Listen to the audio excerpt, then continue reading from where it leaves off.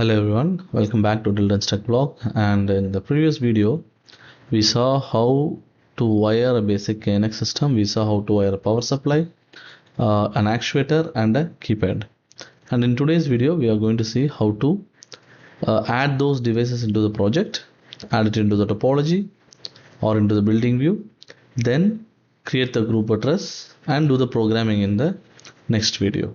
Okay, so I'll just you can see here now I have already opened my project. I just created a test project, and here I have the building. So I'm going to quickly create two things.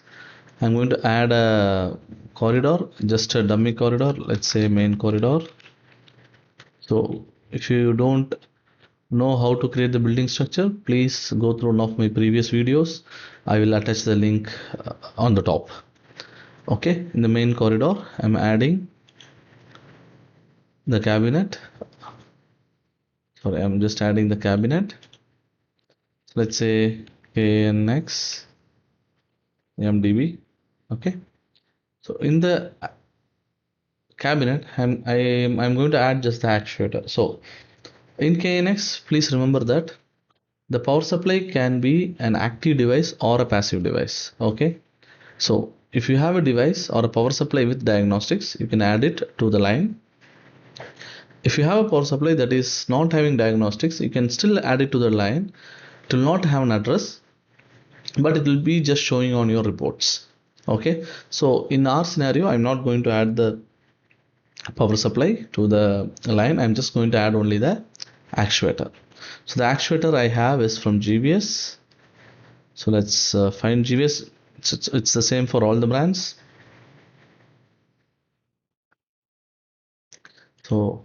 So to get to this, okay, let me just click this. So you go to the panels and you go to all panels and you click on catalog. Okay, so once the catalog is open, okay, you find the manufacturer you are looking for. The model number I am using is AMMA. Okay, and I'm using the 4-channel version. I'm using the 4-channel version, so multifunction actuator with secure 4-channel. So this is the one I am using. So you can double confirm your device by seeing it on the catalog view or in the application view here. So once you click here, it should show on the property window the device and everything. And if you want to see how the wiring is done on the electrical side, you can click on this, which opens the PDF, and you can see the wiring diagram. So how to add the device? I'm just going to drag and drop it into the DB. Okay, so now since it's a secure device, it is asking me to add the password and that for the project. So I'm not going to do that. So I'm just going to use this as a non-secure device. Cancel. So I have the device already added. Now I'll go to the I'll go to the project again. I'll just add a room now. So let's say a room. Let's say office, for example. And I use the office here, so it just shows the symbol. Again, please go through my old videos on how to set this up. Now in the office, we are going to add our keypad. So our keypad is from Schneider, so it's a MTN based device. So let's go to Schneider.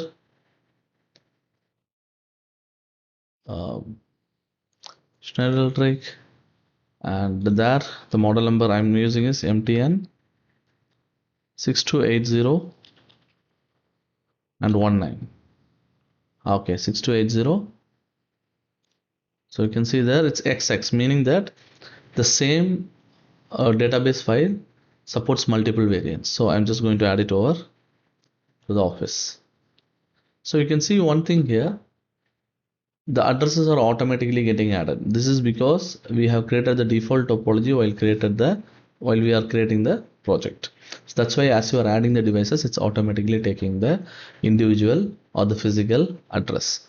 Okay, so this is a 1 gang plus. So you can go into the parameters and you can change how many gang it is. So we are using the 2 gang version. That means it will have we are using the 1 gang version, that it will have 2 push buttons. It will have 2 push buttons. Okay, so now the device is added. So now our requirement is that we will try to link one switch from the keypad to one light to the actuator or one channel to the actuator.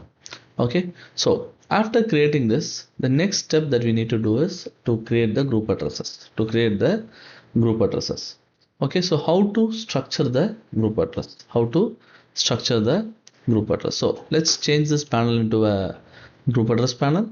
So I just changed it here. You can see there is a small drop down menu where you can click to make it as a group address. I'm changing it to group address. So in the group address, as of now, it is empty. So we can actually decide to set up the group address as we require. So personally, I normally create the group addresses based on the rooms if it is a villa, or based on the area if it is a commercial building. So corridor 1, corridor 2, stuff like that. Or if it's a villa, I directly go as rooms, because a typical villa will be less than 15 rooms. So we have up to 31 middle groups, 31 main groups. So I directly use the main groups as the rooms. So in our scenario, I'm just going to create a setup called as room. So I just create as let's say this is room 1. So this is the main group, so which is blue color. So inside the main group, I'm going to create the middle group. So again, for the group addresses and the group addressing, please go through one of my previous videos. The link will be attached above. Okay, so room 1. So here I am going to create the functions. So normally, let's say in a typical KNX installation, you will have multiple types of functions. Okay, so what are the functions normally we have? So in a typical installation, you might have lighting, okay, on off, that is on off type. Then we might have a lighting HT dimmable type. Okay, so splitting the on off and dimmable as two separate has its own advantage. And then lighting on off, lighting dimmable. Then what else we have? Normally we have shading, that is your shutter, awnings, roller shutter, blinds, Venetian blinds kind of stuff. Then we might have so we have lighting on off, dimmable, shading. We will have ACs, or we can put it as HVAC. We can say audio video, or we can say AV commonly. So you can have a total of 8 middle groups, and as of now I have created 5 middle groups. So maybe I will create one more, scenes. So this is for the room scenes. Okay, so I have 2 more middle groups left, which I will use it for any additional functions like miscellaneous, like if I have some kind of energy monitoring, power monitoring, or EV charger integration, whatever it is, I will add it as a next middle group. Okay, so in our scenario, first we are going to only use it as on off. We are not going to use any dimmable functions. We are only going to use as on off. So I'll go to the lighting on off middle group, and inside I'm going to create a group address. So whenever we are using a on off light, we always create 2 group addresses. One group address for switching, that is the on off command, and one group address for the status command. Okay, so please remember that for a system to properly work, the status is very important. So even without the status, the system will still work, but you will not get a proper feedback. So your keypads will not update correctly. So for this reason, it's better to always have the status object configured. So I'm going to create 2 group addresses for this case. Let's say I'm going to say light 1 on off, and I'm just creating it inside the on off function, and I'm going to create light 1 on off status. I have created the 2 group addresses. Now we need to link the group addresses, that is link the group objects with the group addresses. So let's go to our actuator. So inside the DB we have our actuator. So when I click on the actuator, I get group objects and parameters. So in the group objects, I can see now there is nothing. The group object number is 0 because nothing is configured. So one thing that I always tell to my students is that whenever you don't find something that you need in the group object, go to the parameters. This is the first thing. If you don't find something in the group object, go to the parameters. So that's what we are going to do now. I'm going to the parameters. So in the parameters, I'm going to the general setting, and here you can see nothing is configured. Nothing is configured. Even the channel function is not configured. So we know it is a four-fold actuator, yeah, but you can see that output 1 to 4 is configured as switch or curtain or AC or whatever it is. So I'm going to change this. So I want it to be a switch function. So output 1 and 2, I want it to be a switch function. So output 1 and output 2. So what I'm going to do, I'm just going to enable output 1 for now. Okay, because I only want to use the first channel. So channel A, okay, or out channel 1. Okay, so if I select 2, you can see the objects are becoming 4.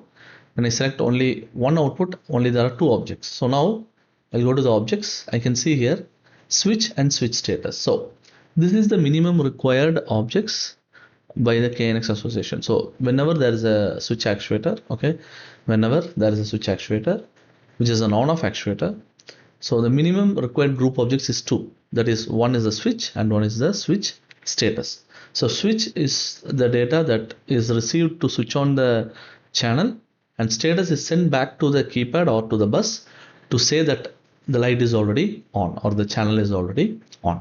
So how do we link it? I will link the switch to on off.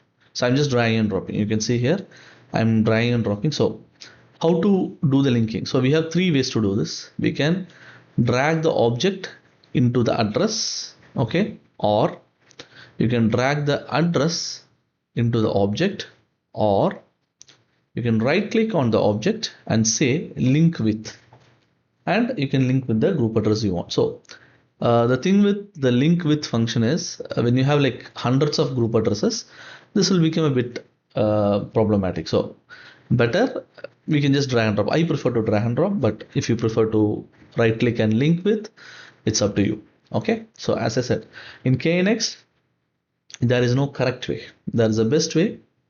So if you get the answer correct or if you get the output right, that's more than enough. But there is not like a best way to do it, but there is a there is not a correct way to do it, but there is a best way to do it. Okay, so I'm just trying to do it in my way, dragging and dropping the switch into the first group of address. So you can see inside there is one associations, and here also you can see the same link with is configured. Similarly, the status also I will configure it into the drag and drop it into the status. Now from the actuator it is done. From the actuator it is done. Now what we need to do, we need to link from the keypad. So in a KNX installation, please remember this, in a KNX installation, for a light to switch on or switch off in a group address, normally there will be 2 objects. So here you can see only one object. So if I go into the on off group address, I can see only one object, that is from the actuator. So I need a command signal coming from a sensor or a switch. So that is what we need, the second object. So in a standard electrical installation, from the switch to the light, a piece of wire has to be wired. So this wire will be connected to the switch and to the light. So this piece of wire is the group address. So this group address has to be linked in 2 places for it to work. One to the output and one to the input. Okay. So now we are going to the keypad. So in the keypad, same thing. You can go to the parameter. So yeah, I can see already the switch function here, but I'll just go into the parameter to just make sure everything is set up. So we have the push button 1, and you can see the push button 1 is toggle, means alternative. So when you press one time it will send on, when you press again it will send off. Okay, so number of object is 1, object value A is 1 bit. Okay, and triggering of the status LED, I can actually set it as a status feedback object so that I get it as a separate object. You can see here status feedback object. Okay, so now what I'll do, I'll go to the group object. So I can have switch function, I drag and drop it to the on off or into the on off group address, the status object to the status object to the status. Okay, so now the programming is done. Now the programming is done. That means the configuration of the group addresses, the parameters is done. So the next step is to configure it, is to connect to the hardware and download this and check whether this is working. So this we will see in the next video. So if you have any questions, any comments, any doubts until this, please put up a comment and I'll be very happy to reply to you, or I will take a separate video and I will update it for you. Okay, thank you. See you in the next video.